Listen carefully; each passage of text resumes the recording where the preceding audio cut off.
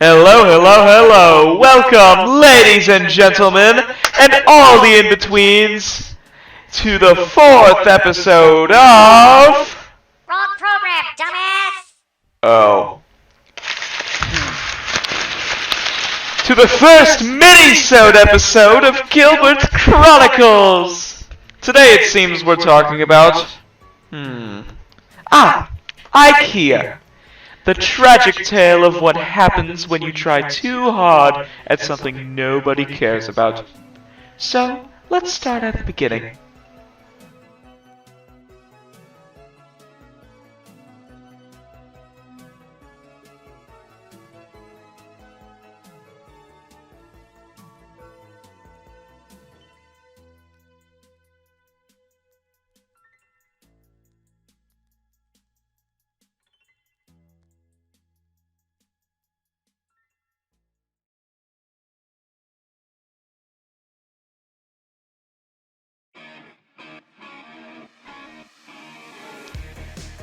The location is Explodrum.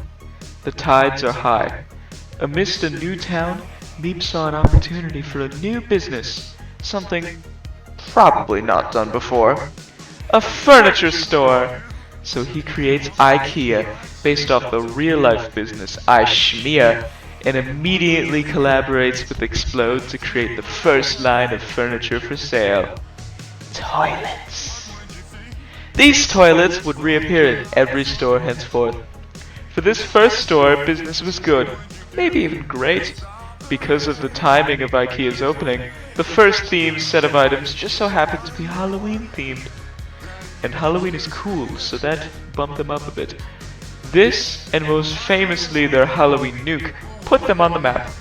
This location would prove to be financially successful through the release of several weekly themes and personal pieces. Everything was good, until it all went downhill.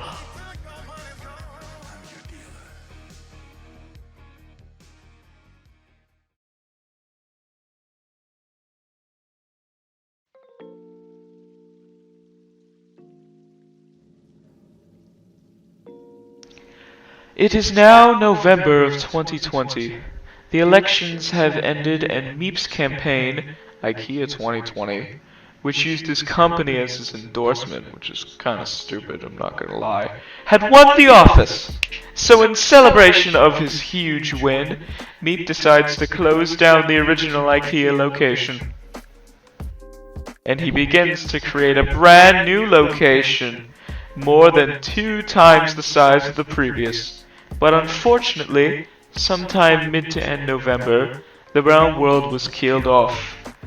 This is a phenomenon that is commonly blamed on Nate for tampering too much with commands.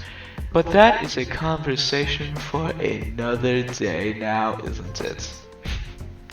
Either way you see it, IKEA suffered a major loss. They lost power and location, all in one day.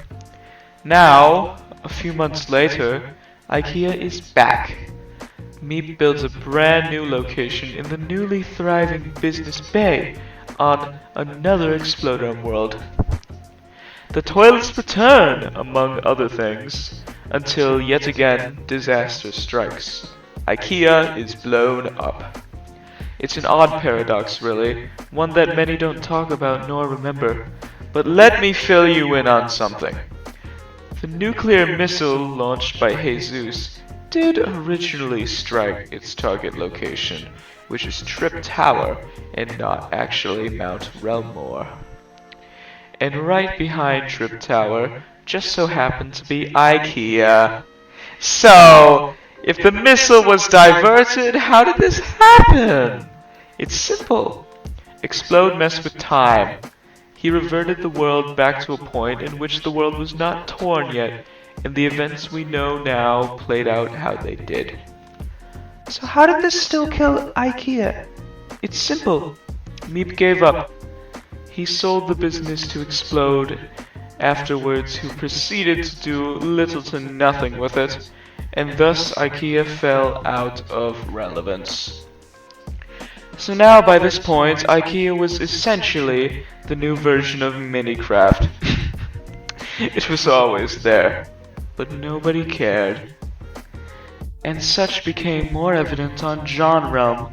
On a smaller scale, of course, IKEA tried to return. It made a few more sales, which is more than Minecraft can say, but like all good things, this streak ended after ambitions grew too high, and Reef closed IKEA for renovations. It didn't survive the closing of John Rome. You'd think that Reef would have given up on IKEA by now, right? Nope. After John Realm came Doplexa Realm, a revival of the last Explode Realm world. They this time pulled all the stops and created a virtual market for IKEA instead of a massed building. And nobody cared. The most effort resulted in the least sales of all past IKEAs, and thus Reef finally threw in the towel. It was done. There was simply no saving this beaten and battered, dying ship. And that, my friends, is the story of IKEA, and why in this modern age, simple businesses just don't work anymore. Nobody cares. No one will care, and there's nothing you can do to change that. Goodbye, and good night, Gilbert.